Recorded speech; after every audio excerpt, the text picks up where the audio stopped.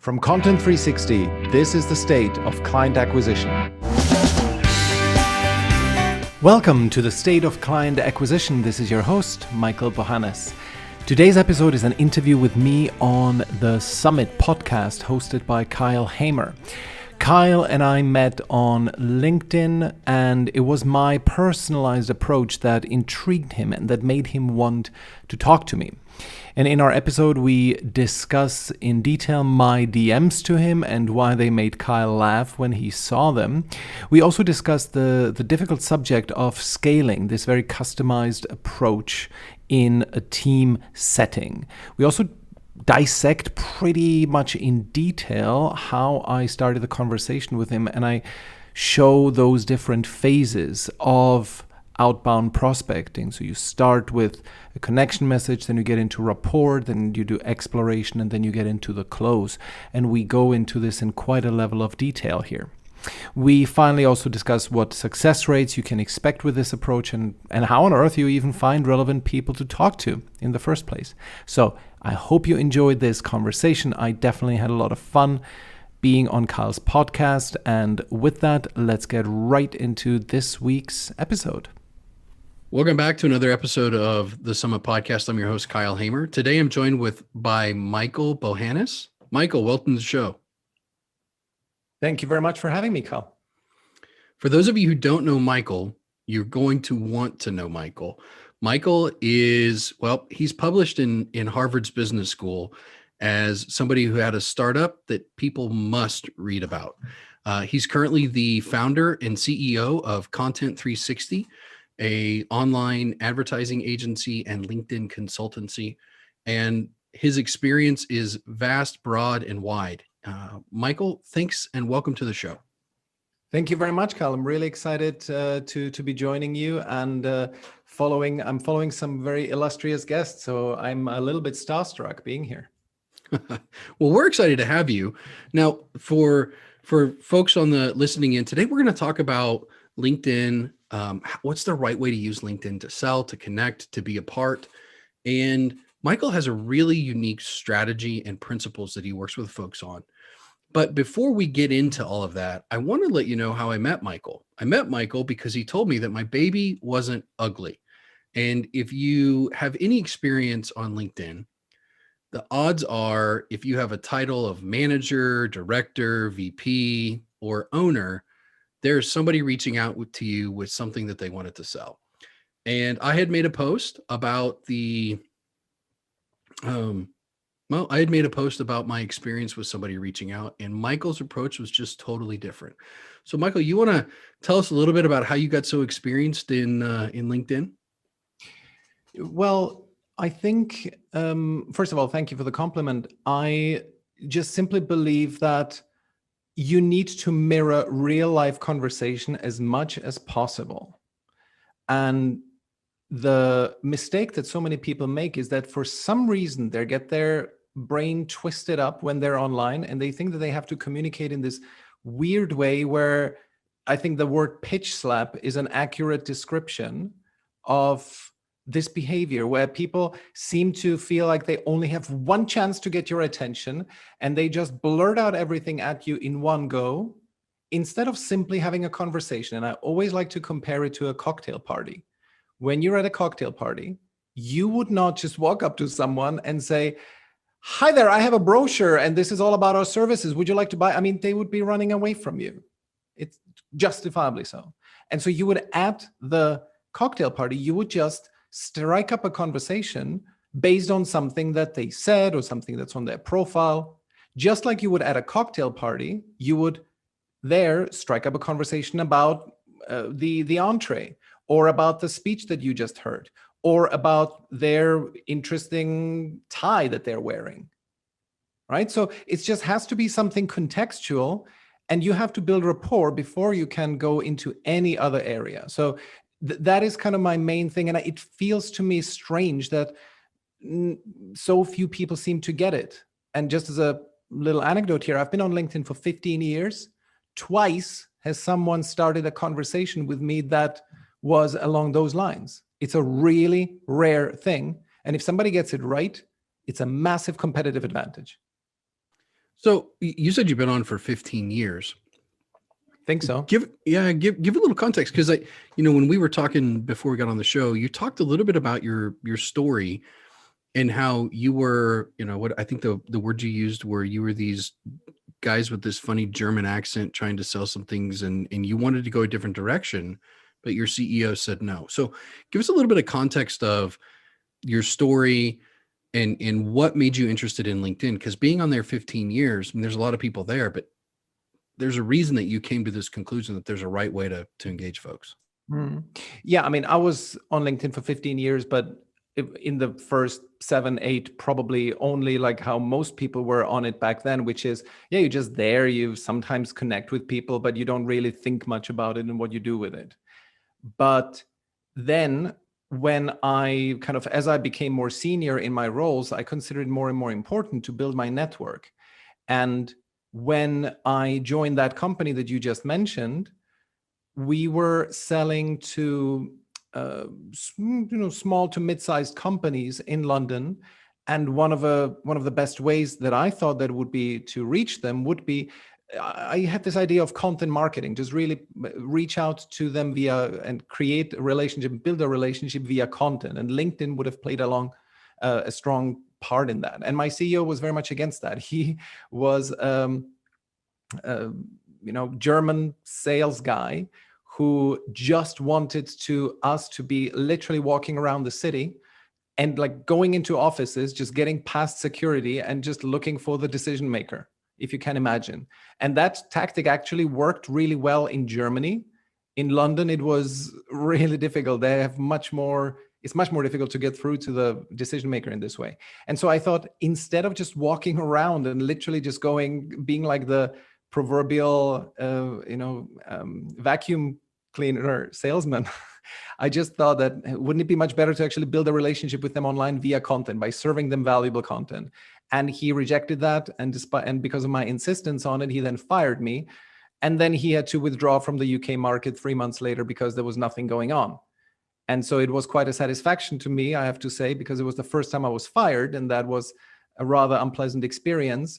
And I have to say, I'm not an angel, that I followed his future fate with a certain dose of glee. The fact that he was himself fired and that my content marketing agency was doing very well. So that was a source of satisfaction to me. Well, it's fun when those stories have we'll call them happy endings, or at least Exactly. Fair outcomes. But you saw something in the market, you saw some things happening with LinkedIn, and then you coined this term pitch slap. Where did pitch slap come from? I have to admit, I did not coin it. I heard it somewhere, but it's just a perfect description of what is happening. And it's just where somebody connects with you on LinkedIn, and then all they do is to just blurt out their spiel that they have for you. 99% of the times it's through some automated tool that they're using. And they are doing the equivalent of what I said there at the cocktail party, right? It's just way too early to be pitching them. And the main reason why it doesn't work, there's 2 reasons. Number one is that you haven't built any rapport, and you cannot sell someone something if you don't have a shred of rapport. That's the first thing. And the second is that you have not really analyzed, or you have not really found out if there is a need on their side, right? I mean, there's only 3% of your potential target market would even consider and are actually looking for a solution that you're selling. That's kind of like the general rule. So you are just alienating 97% of your potential target market by pitch slapping them. Isn't it much better to just build a bit of a relationship there? And I know that there will be, and we will discuss that. We will discuss scaling issues. How can you actually scale that? But I just believe that this is a really strong trend in the market. That's why I also see quite a lot of nice inbound demand for what I do, because people are recognizing this, that the automation is something that really can hurt people in the long run. Yes, for the short term, you will get clients. If you spam 1,000 people a day, you will get yourself some clients. And in the short run, you will maybe win.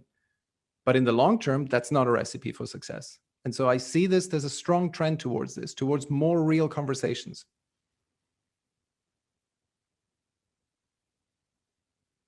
I cannot hear you, Kyle. Well, as somebody who sees countless pitch slaps on a daily basis, what I can tell you is that this is a real problem in the market. And I think it's a real problem because there's a part of sales and a part of process that, like your German CEO, he's like, you just go call, you make the call, and these are the techniques that you use.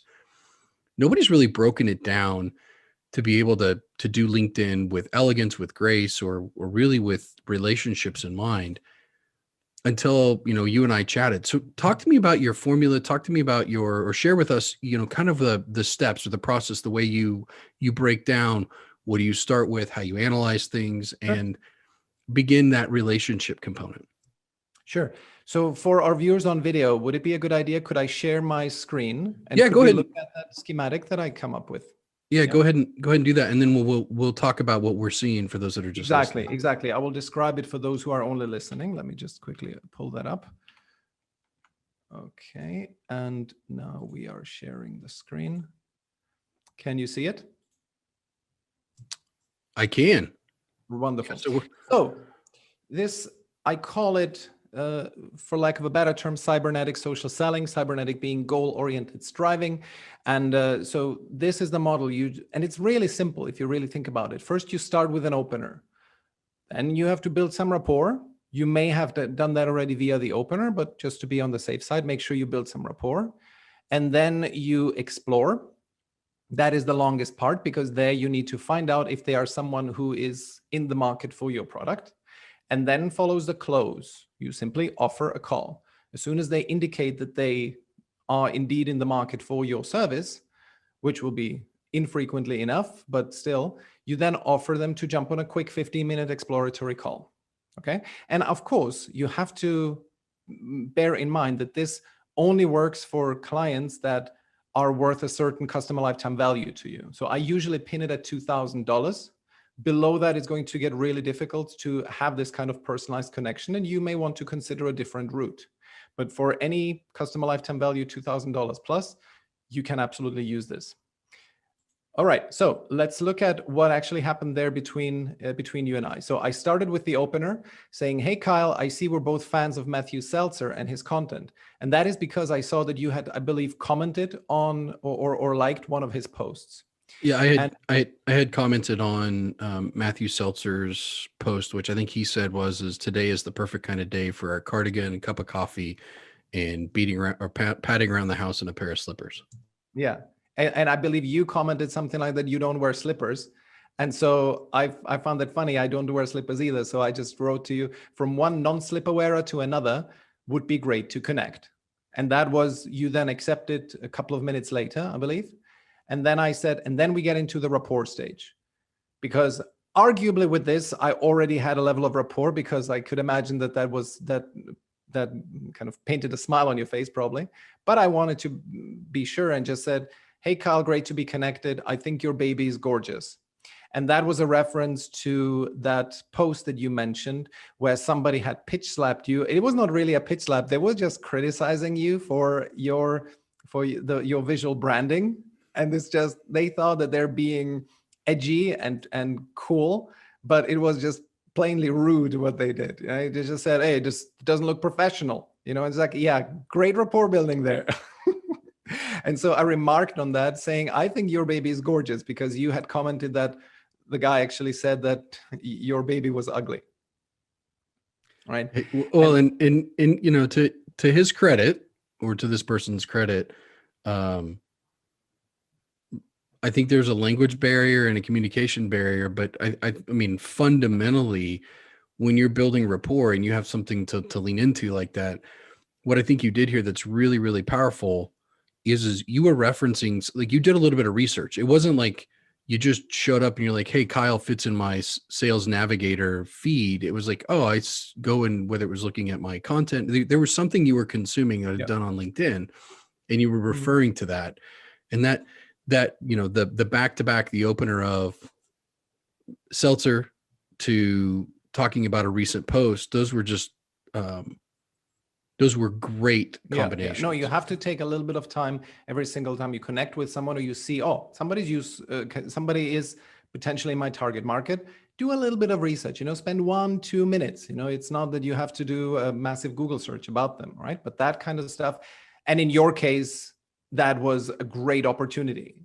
I don't usually have that. The opener here, they were great. And that's why also we build rapport pretty nicely. And that's going to become irrelevant. That's going to become relevant later on. I'll show that to you, why this great level of rapport that we had then led to where it led to. But let me continue here. So you said, thanks, Michael. I said then, congrats on growing to a team of 3. You only started in March last year. That's great. I drew this yellow just to show that I'm getting into exploration mode here already. I'm getting into phase 3. But then we kind of, as it happens on LinkedIn, you then still comment on the previous thing. So we kind of are going back and forth between rapport and exploration. So you then say, I've been railing on poor show up and throw up outbound on LinkedIn for years. And this one just left me going. You're referencing the guy who was commenting on the baby, so to speak. You said, this one just left me going. And then you posted a funny GIF. It's a meme, but I don't know who that is. Basically somebody just being very surprised. And so I said, haha. And then we get into the exploration stage, where you then respond to my comment about growing to a team of 3. You said, thanks, we're growing at the pace I can predict and still maintain quality, which is a comment that a statement that I clicked like on.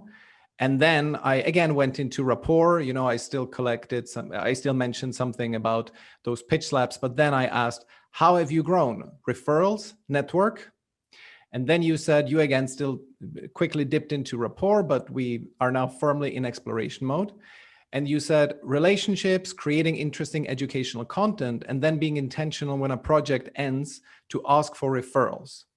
And here comes the interesting thing. I normally go much longer in exploration mode because so far you have not indicated to me that you have a challenge that you could use my services for. And so that's why I usually explore a little longer, but is this sustainable? Can you keep growing like this? And so on, just so that I get you to the point where you say, well, yeah, I don't really know what's going to come beyond those existing relationships. And then you said, relationships, creating interesting educational content, and then being intentional when a project ends to ask for referrals. And now, because we had created this great level of rapport here already, at least I felt so. And you also can feel it when you see the speed of responses. When you see that somebody is responding immediately, which you were, that is a great indicator you have good rapport because the person is really focusing on you now. And normally I would have stayed longer in exploration mode because I still have not established whether you are indeed in the market, right? I normally would have asked something like, okay, but relationships and content, is this something that you can scale? Or, what is the plan for the next stage? What's going to get you to the next level? But I didn't need to do that here, I felt, because I thought that I could go straight into what I call the close. And I said, cool, I'll be upfront and ask anything we could help you with in terms of LinkedIn. We're pretty good on outbound, starting friendly, non-spammy conversations. So maybe that's something new to add to your quiver. And then you said, when the time is right, I might take you up on that and so on. We should reconnect in January, February. And then you said, I appreciate your approach. Also, I'd like to interview you on my podcast. And so here we are.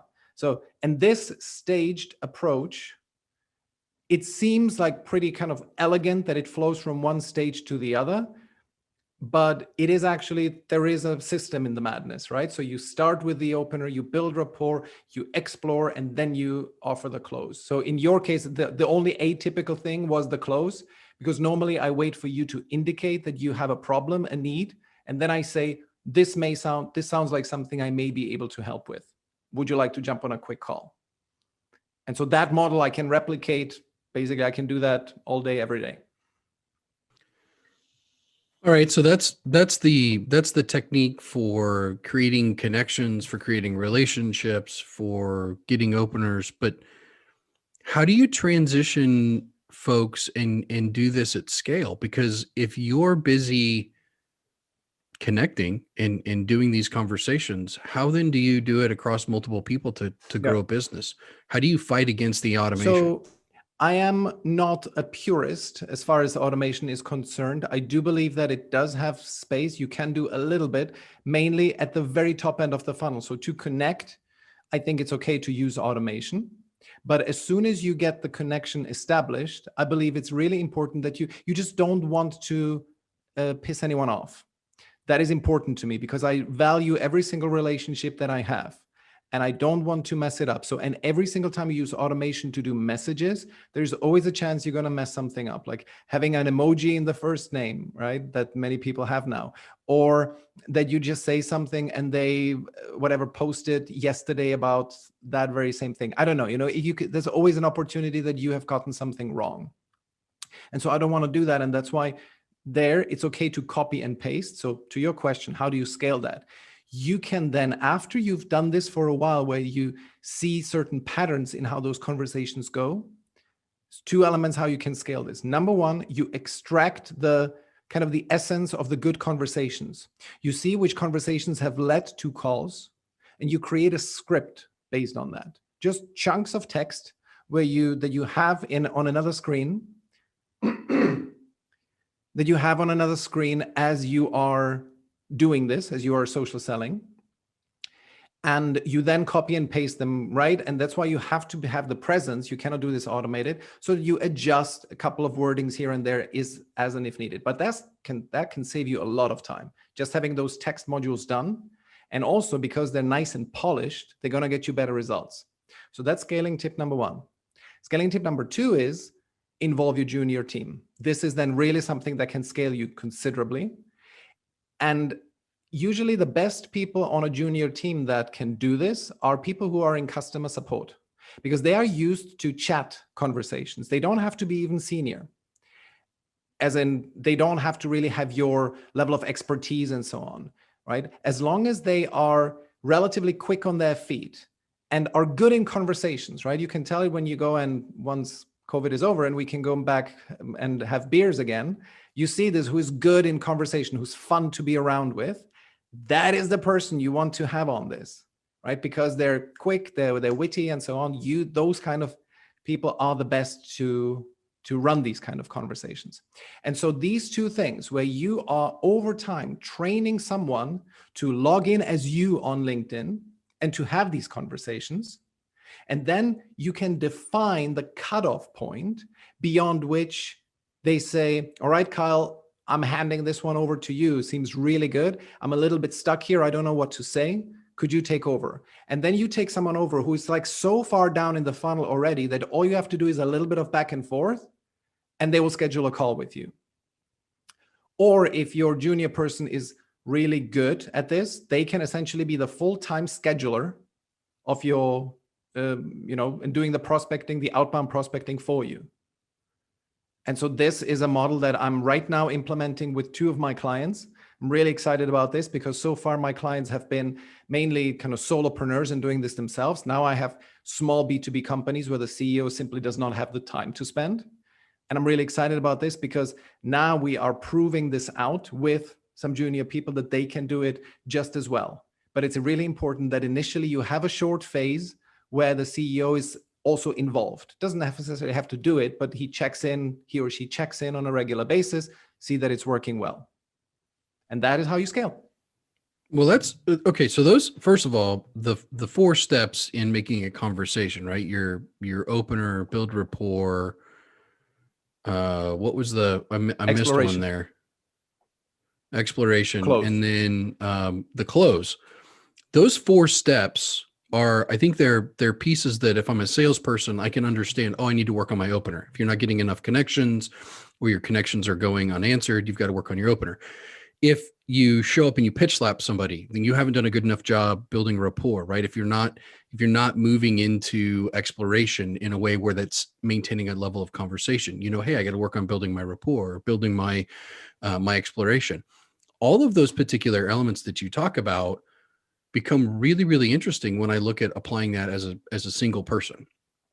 But it gets even more interesting when you talk about scaling up in the elements that you're talking about as it relates to building snippets, those small parts of polished text that I can give to a junior person or have somebody else do on my behalf. If I'm an organization that's not a solopreneur, or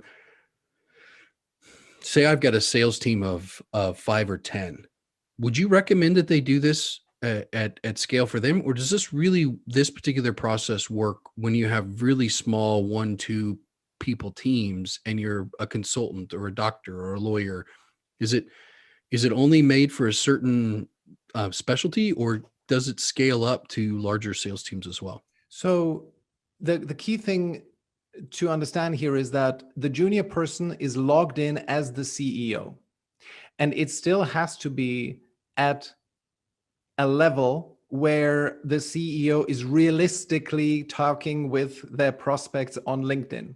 It would be rather strange if Jeff Bezos himself approached.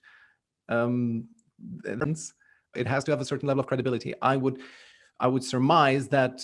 But the thing is, in larger companies, you can then do this as you can log in as the director of sales or as the head of sales somewhere, because people would much rather talk to somebody in a more senior position than with the junior person. But this is something that is not my specialty. I do work with larger corporates as well, but they usually ask me to train their team. My specialty and kind of also personal passion is I like to work with small businesses, so solopreneurs and small B2B companies, where it's absolutely credible that the CEO would be on LinkedIn and starting conversations. So I think, beyond probably 100, 200 people, it becomes a bit unrealistic. But below that figure, I think it's perfectly okay that, especially if it's a large, potentially important deal, that the CEO themselves would be starting these conversations. Well, okay, that makes sense when you think about the size and the intentionality. I think there would be some credibility lost if I'm the CEO or logged in as the CEO or even the VP of sales for a 400 or 500 person company, and I'm out, connecting with people on LinkedIn. They're like, don't you have better things to do other than trying to sell people on LinkedIn? So I do think that there's some benefit to that. However, it seems to me like this would also work if you were deploying it in a team selling environment where either your customer service or your customer success teams were reaching out on behalf of your enterprise reps in like an account-based marketing approach, where it's like, your title might be director of sales for EMEA, or you're targeting a specific region and a specific type of client. Couldn't you have a junior team do this on your behalf as well? Or really at that point, should it be personal? Like, should it feel that continuity feel the same, even if I not using a junior person? You mean, look, the reason why you would use junior people in the first place, of course, to save time, and they then log in as you, the more senior person. Why would you do that why should they log in as the senior person? It's because you want the senior person to maximize their reach so that then when they put out content, for example, that it has a wider reach, right? You ideally want to bundle the forces into one single person who then can have this audience of potentially 20, 30, 50,000 people. That is the goal, right? But there's absolutely no reason, and to your point here, there's no reason why you could not do and apply the same technique simply under your name. Let's say you are a senior sales executive. You're not high up in the organization. You are just a standard salesperson. And you simply, because you own your domain, you're going to be with the company for a long time, or at least in that sector. So you want to grow your network. You expand your network every day. You add a couple dozen people every day, and then you start conversations. That's perfectly fine. It will simply have more oomph if they can do it as the more senior person, because people are more likely to respond to a director than they are to a junior person. Okay, but still they can get good responses and can just build those relationships. So to your point, I really believe that it can absolutely work in this context as well. You just won't have that benefit of everyone bundling the forces and focusing everything on that one person. So there have been techniques, or there've been things that I've seen deployed on LinkedIn where somebody claims that they're a founder or they're a CTO or they're a senior person in an organization, but really they're a sales development rep or a business development rep behind a false profile. And then when you go to book the appointment or you go something to set up, it was like, oh, well, I was supposed to meet with Michael, but it's actually Bobby that's going to end up taking you through the conversation. Do you think that would work or should work if I deployed this. And then it's like, well, the junior person, we're not going to do it with the senior person. We're just going to do it behind a fake profile and not our CEO, but we're going to make up our COO's name, and we're never going to have a COO, but we're going to make up one. And that's going to be the person that's reaching out. Yeah. Does it work, or does that hurt? Well, first of all, I am strongly opposed to lying at any stage during this whole process. And you may argue that logging in as the senior person is a form of lying. I do believe that this is excusable. But this is, where everybody draws their line individually. If you really wanted to be holier than the Pope, yes, then you should only have the individual SDRs do this kind of work. I think it's perfectly legit that you then log in, as long as you simply don't. I would say the scenario that you outlined really sounds borderline unethical, because they think that they are scheduling with someone, they will be talking with Michael, but then it's Bobby. And to kind of do this bait and switch is not okay. So here's what I would recommend that you do in this kind of scenario, that you simply say, hey, it would be great if we could have a conversation. Would it be okay if I can book you in with one of my team who will take the call with you? Because people understand that like exploration calls tend to not be done by the most senior people, and they will understand. So you simply say, would it be okay if one of my team picked up the phone with you? And people will say, sure, no problem. Here's a scheduling link, boom, done. And then it is Bobby, who was logged in all the time anyway, as Michael, will be, taking that call with them. So I think that's a good middle ground kind of solution. So talk to me about the success. I mean, we've talked about our particular exchange and how we ended up having this conversation, because for me personally, the experience that I had back to back, one, I had a really bad experience with that person that showed up and basically said I wasn't professional.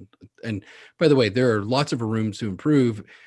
If the person was like, hey, I think you could do X, Y, or Z better, by all means, I'm not saying that I'm perfect or holier than the Pope, but in that particular scenario, this person did not recover. And then followed that right up with the conversation that I had with you, where, we had this exchange that we talked through today. Talk to me about other folks and how they've seen what it's done for their business, what this means for their pipeline or for their ability to grow. You mentioned the 2,000 plus. So, okay, so I follow this system. What does it actually mean for me, and what can I kind of expect?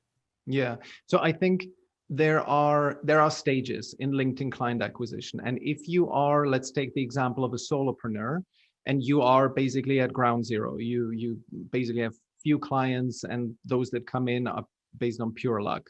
With this method, you can reliably get yourself to 10,000 a month to simply generate. And the breakdown, I would say, is something like, if you start 100 conversations each week, and presuming that, let's say, just for sake of the argument, you're charging $5,000 as per client, that's your customer lifetime value, and you start 100 conversations, then you will be able to get yourself 2 clients a month with this, right? So half a client each week.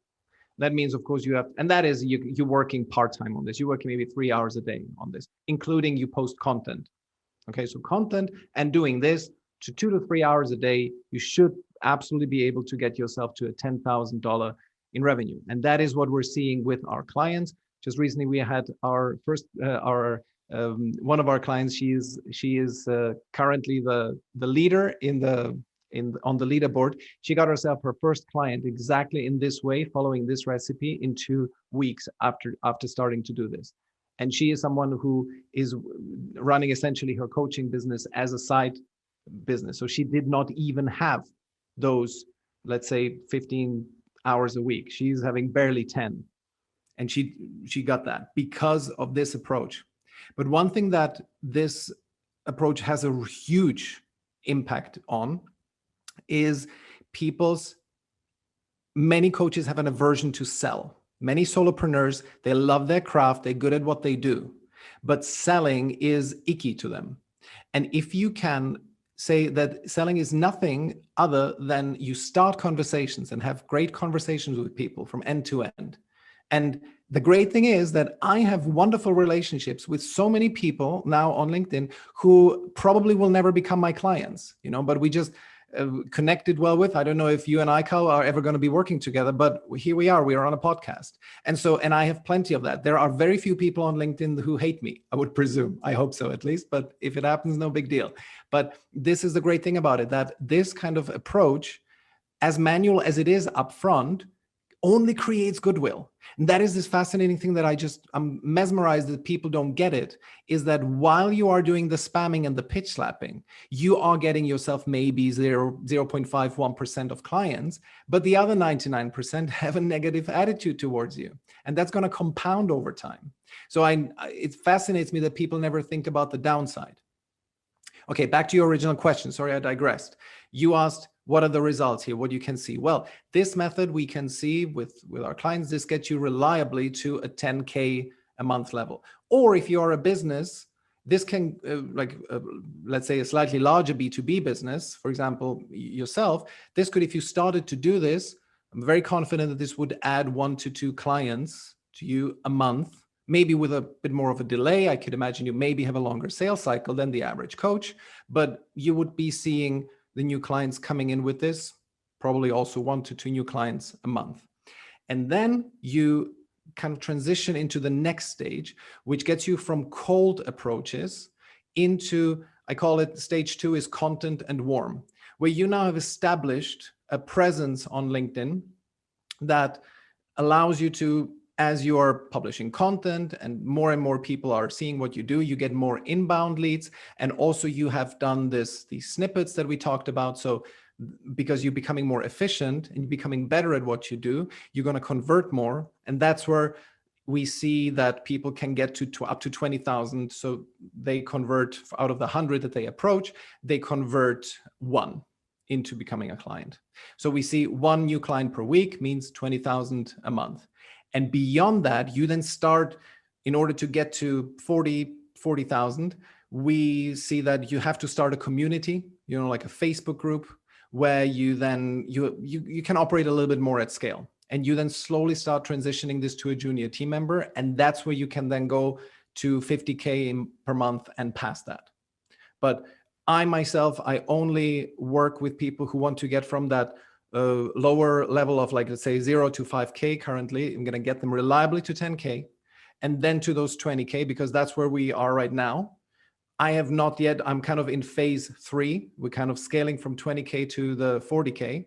And so I have not perfected that myself. I'm building that right now, but all those 2 other phases, that's where we help people to get. So these are the results. These are the results we're seeing with our clients. So it sounds to me like you're, in America, we call it eating your own dog food. So it's you're doing it, you're living it, and you're building as you go, but you're teaching people along the way. Yeah, exactly. I mean, that's the only way to do it. I think that's the only way how you can maintain integrity. I could not claim that I could get you to whatever 50K a month with scaling, via Teams if I haven't done it myself. Well, there's a lot of people out there that haven't done it themselves that claim it. I know, but I just hope that my approach of honesty and candor will pay off in the long run. One would hope, right? Yeah. So now, look, I don't want to give away all of your secret sauce, because there would need to be a reason why people would work with you, Michael. But when you look at, I can give you all my secret sauce. Believe me, no problem. So then, how do you find people to reach out to connect to? You can't just build a list and start using Sales Navigator or Duck Soup and just say, oh, you meet these parameters and reach. How do you find people and identify who you should connect with on LinkedIn? Okay, good. Well, I'm going to give away one of my best recipes, and that is giving me 75% connection acceptance rate in a very competitive space. All right. So what you do is that you find yourself, and this is how I found you, Carl. You find yourself somebody who's like a local opinion leader, a local influencer in one particular niche who has good engagement. Then you look at all the people who have liked their content and you open them in separate tabs. And then you just send them the message, hi, Kyle, I see we're both fans of Joe Schmo and his content. Would be great to connect. People are way more happy to connect over a shared passion in content than over their demographic identity. It's that was a real epiphany for me. And this is when also your conversations become way richer and more fun if you connect with them over the content. I mean, what are you more passionate about, Kyle? Are you passionate about a topic that you just kind of had an exchange over, or the fact that you are a CEO of a marketing agency?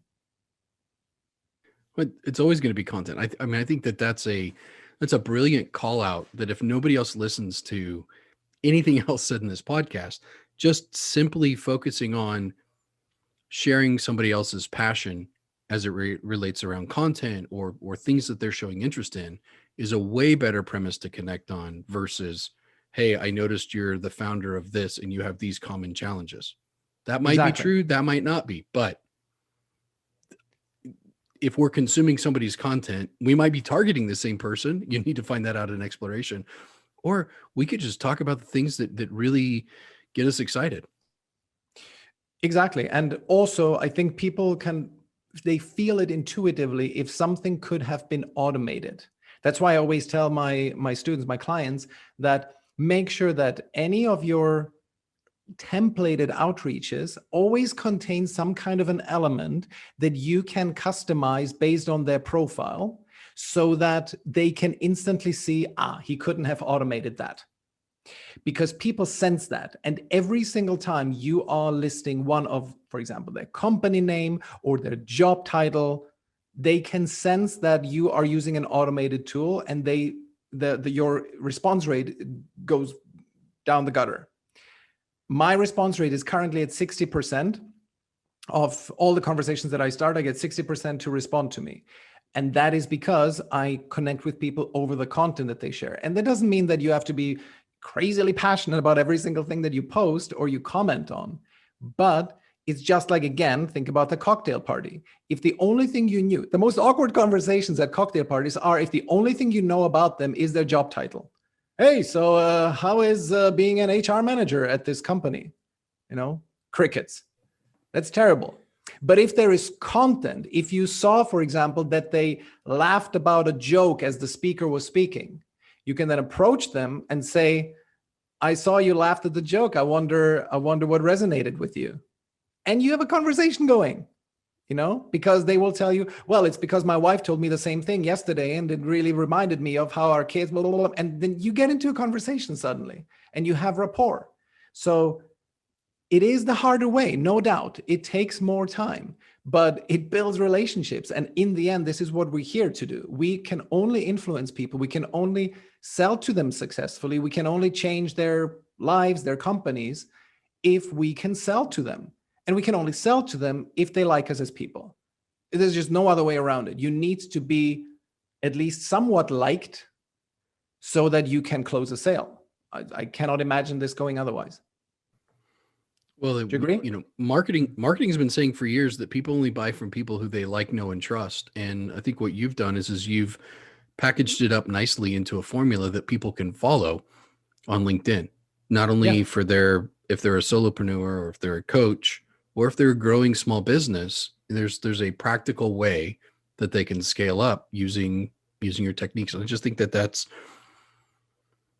a part that a lot of folks miss when it comes to how they create experiences and how they create connections, because they're thinking about it as, well, it's just another billboard. It's not going to matter if they don't respond.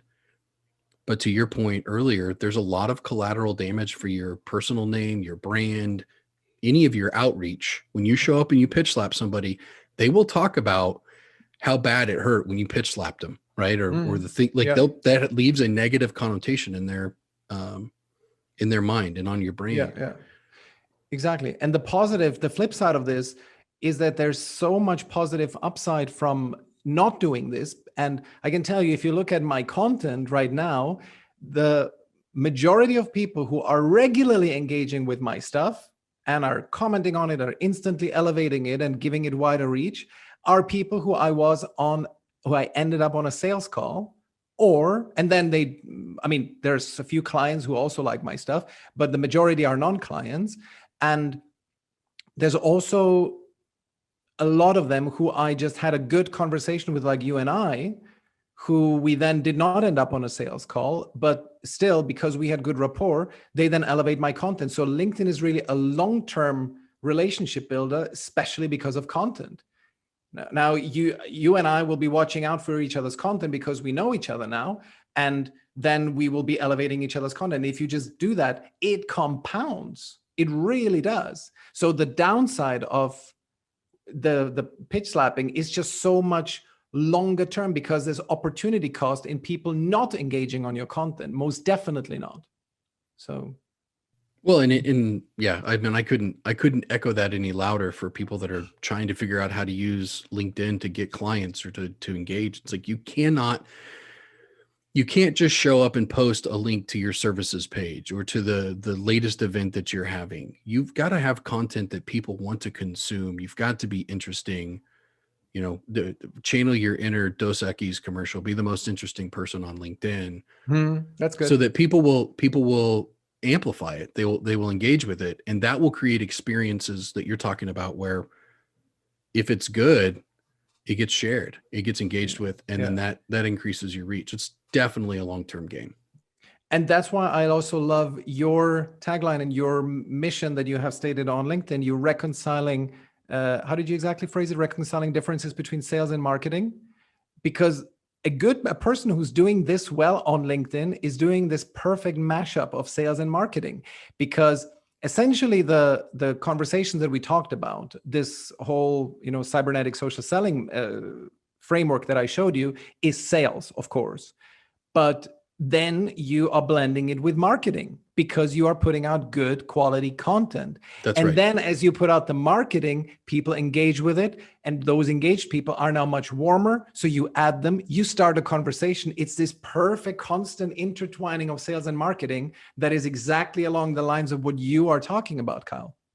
Well, and look, we could spend another several hours talking about the dance between sales and marketing. And I think what I say is ending the rivalry between sales and marketing for busy CEOs, because there really is this rivalry of, oh, well, the content I posted is what brought you that sale. And sales is saying, well, what I did was I closed the deal that you gave me. They didn't even know who we were. There's really a beautiful dance in those two. And marketers are going to have to learn how to sell, and salespeople are going to have to learn how to market. Because in this new world, they are required for success on either side. Exactly. I couldn't have phrased it better. Love it. All right. So I think that's a great way for us to kind of end today. But before we fully wrap up, if somebody wants to get a hold of you, if somebody's really, really interested in this LinkedIn selling or getting more information, Michael, how do they get a hold of you? Best way is to go on LinkedIn. I'm on LinkedIn almost every day. Saturday is my day off with the family. But other than that, I'm always on LinkedIn. Michael Bohannes, Michael without an E, Bohanes. Easy to find. Pretty unique name. That's great. And if they, what kind of things, so 30-second commercial on your business. I mean, the stuff that you guys serve. Yeah. So we have a course and group coaching program where we help you learn and in-house your LinkedIn client acquisition. So you will learn to connect with people on LinkedIn, to talk to them naturally, to get them on the phone and sell them your service. And we do this as a year-long course and group coaching program. You can be in it for up to a year, but you will get results much, much faster. But we give you the opportunity to stay in for a year. That's great. Well, thank you so much for being on the show and being super generous with all of the information. I mean, there are folks that have shared tips and tricks, but the way you broke it down, the way that you've shared, I think this has just been excellent for our listeners. So thank you, Michael, for being here. Thank you so much, Kyle, for giving me the opportunity. Always great to talk to you. Likewise. The State of Client Acquisition is a Content 360 production. Music by Gavin Knox-Graham. To sign up for alerts and to submit written and audio questions, go to stateofclientacquisition.com. Unless I announce it otherwise, the live podcast is recorded on Wednesdays each week at 7 p.m. Central European Time. That's 6 p.m. UK time, 1 p.m. Eastern, and 10 a.m. Pacific. And you can always join by going to www.talktomichael.com. That's Michael without an E. But if you sign up at the podcast page, you'll get the link in an email each week. I'll talk to you in the next episode.